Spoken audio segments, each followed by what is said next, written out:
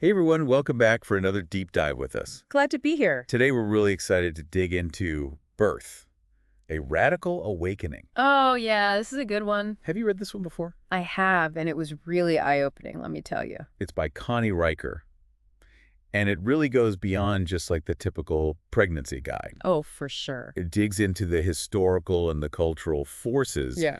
that have shaped how we view birth. Yeah, like how society impacts this really personal experience. Exactly, and we've got our expert here to break it all down. Well, I'll do my best. So Riker kicks things off with this idea of the womb as a sacred space. Right, like this divine vessel that's been kind of forgotten. She brings up examples like the concept of yoni in Hinduism. Oh, yeah, the cosmic womb. And then there's Gaia, the Earth Mother in Greek mythology. These powerful female symbols. But then she talks about how these symbols have been twisted. Yeah, vilified over time. It's crazy. It makes you think about how female power has been demonized throughout history. It's definitely a theme that runs throughout the book. So how does this tie into the whole birth experience? Well, Riker argues that this shift from reverence to like straight up fear, Yeah. it's all about control. Like, Oh, if yeah. you can control birth, you control women.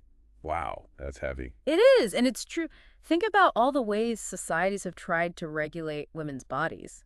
Like what? Oh, everything from purity rituals to forced sterilization, it's all connected. To this fear of female power. Exactly. It's like they're afraid of what we're capable of. So it's like this constant struggle for autonomy. Yes, for the right to make decisions about our own bodies and our own birth. Which brings us to Riker's idea of the feminization of birth. Right. It's about taking back what's ours. Like moving away from this medicalized patriarchal model. That's dominated for far too long. So what does this feminization look like in practice?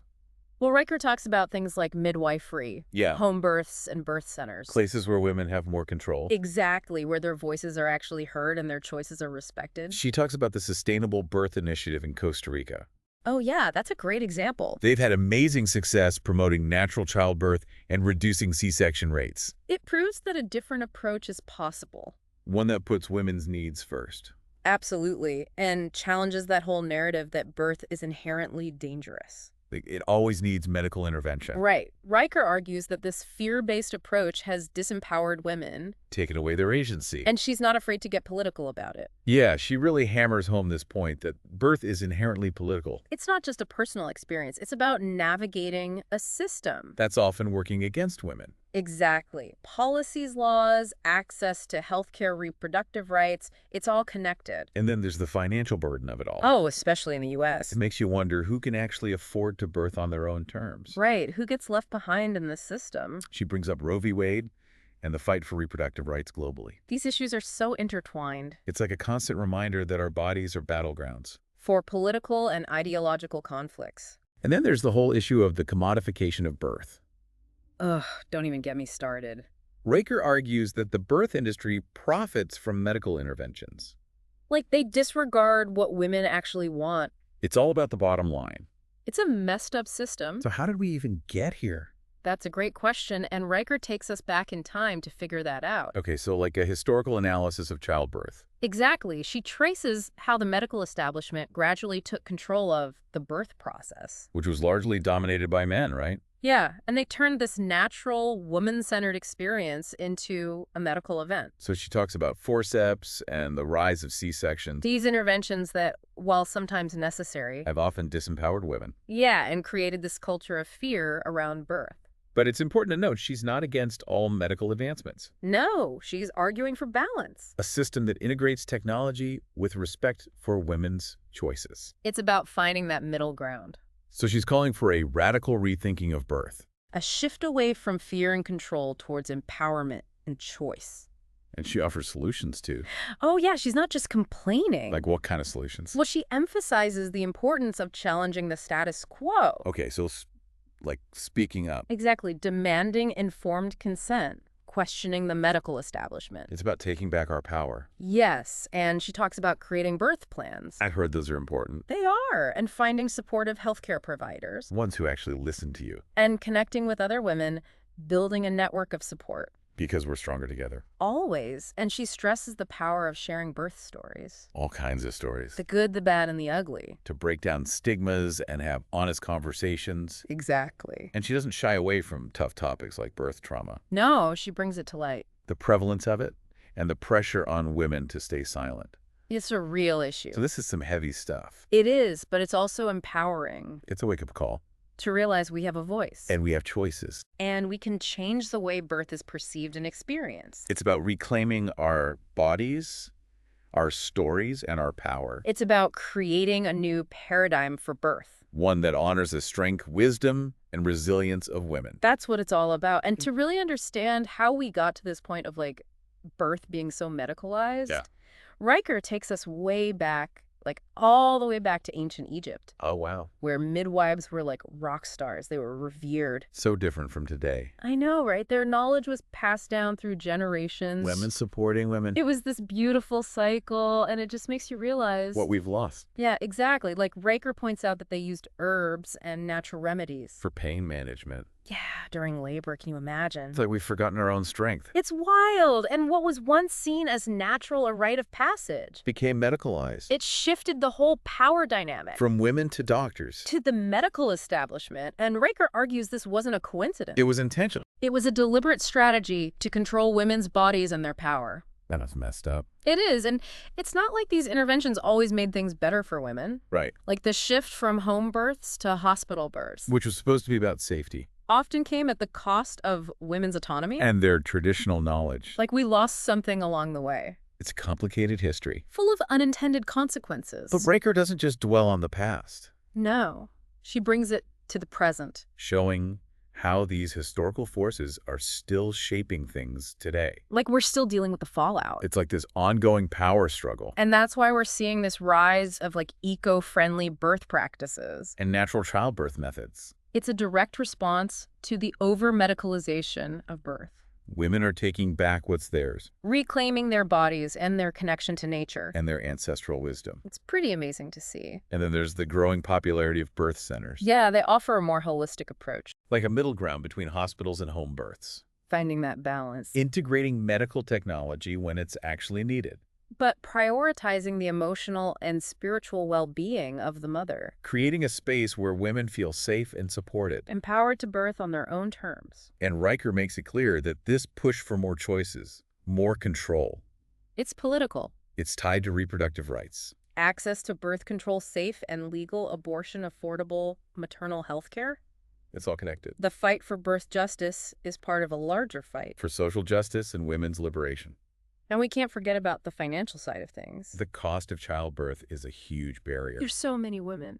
It forces them to make decisions based on money, not their preferences. It's a form of systemic oppression. And it exposes this On a hypocrisy, system that claims to value motherhood. but makes it so difficult for women to access care. It's really messed up. So Riker tackles all these complex issues. Yeah, she doesn't shy away from anything. Like the role of religion in childbirth.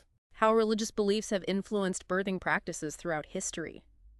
It's fascinating to see how it's played out. Both the positive and negative aspects. Because religion can provide comfort and guidance, During a vulnerable time. but it can also be used to control women's bodies and choices. Absolutely. Some religions see birth as sacred and spiritual, While others focus on control and obedience. framing women's bodies as dangerous or sinful. And religious leaders have held a lot of power in shaping women's beliefs. It's important for women to be aware of these influences To question what they've been taught. and make decisions that align with their own values. Riker encourages women to have those tough It's conversations challenge dogma. and reclaim their own spiritual authority when it comes to birth. So we've covered history, culture, politics, even religion. We're going deep.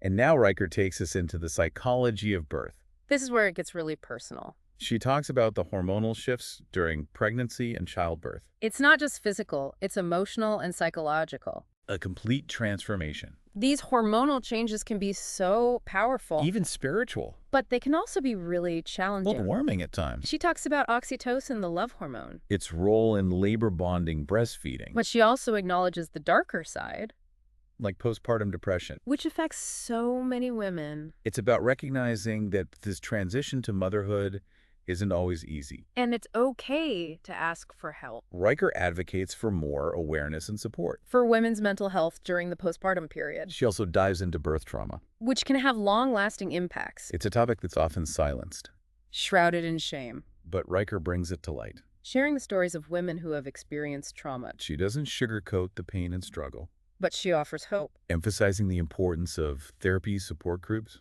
self-care. in the healing process. And she calls for more understanding and compassion. From the medical community and society as a whole. So Riker's book is about so much more than just giving birth. It's about the entire journey of motherhood. The highs and lows, the challenges and the triumphs. It's about honoring the strength and resilience of women. And creating a world where every woman's birth experience is respected and supported.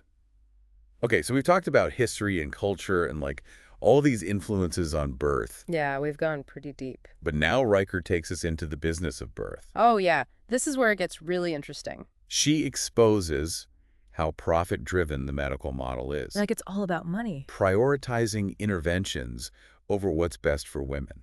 It's kind of infuriating when you think about it. It's like this hidden agenda. And Riker pulls back the curtain. She points to the astronomical cost of childbirth in the U.S. It's insane how much it costs to have a baby here. And it creates this huge inequality. Where access to care depends on your wealth. It makes you question the whole system. Like, who is this really benefiting? It's supposed to be about mothers and babies. But it feels like it's more about profits. And she doesn't let insurance companies off the hook either.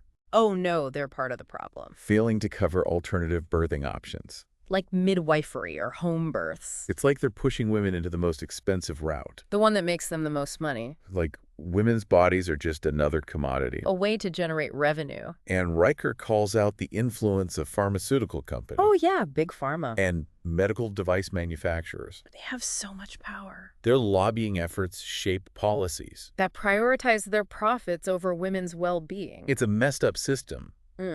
But Riker doesn't just leave us feeling hopeless. No, she highlights the good work being done too. Like by grassroots organizations fighting for birth justice. Groups like the Birth Fund. Providing financial assistance to pregnant women. And community-based doula collectives. Offering support to women in underserved communities. It's inspiring to see people fighting for change. And she talks about how technology can empower women too. Yeah, like telemedicine. Connecting women in rural areas with healthcare providers. And mobile apps that provide evidence-based information. It's about leveling the playing field. Making sure every woman has access to knowledge and support. Then Riker dives into birth education. Oh yeah, she's got a lot to say about that. She critiques traditional childbirth classes. Saying they don't prepare women for the reality of birth. Leaving them feeling scared and unprepared. She wants a more comprehensive approach.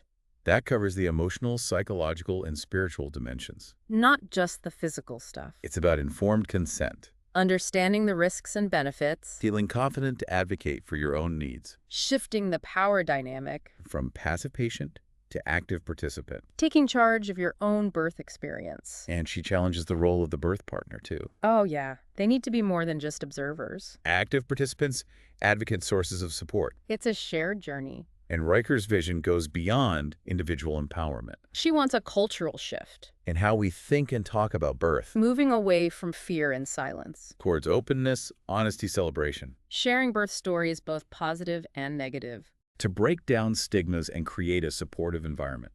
It's about changing the narrative. And this leads to one of the most powerful ideas in the book. Birth as a human right. Every woman has the right to make informed choices. About her body and her birth experience. It's connected to the global fight for reproductive justice. Access to quality maternity care. The fight for bodily autonomy. It's a reminder that we still have work to do. Riker's book is a call to action. To create a new paradigm for birth. One that centers women's voices. Respects their choices. Honors the power and wisdom of women's bodies. It's about reclaiming birth as a natural process. Trusting our bodies. Moving away from fear and control. Towards empowerment and trust. Creating a world where every woman can birth on her own terms. So as we wrap up this deep dive, remember, you have the power to shape your own birth experience. You have the right to ask questions, seek out information, and make choices that feel right for you. You are not alone. There's a whole community of women, midwives, doulas, and advocates ready to support you on this journey. Birth. A radical awakening is a powerful reminder that we can change the conversation around birth. We can reclaim our power, our bodies, and our stories. We can create a world where birth is honored, respected, and celebrated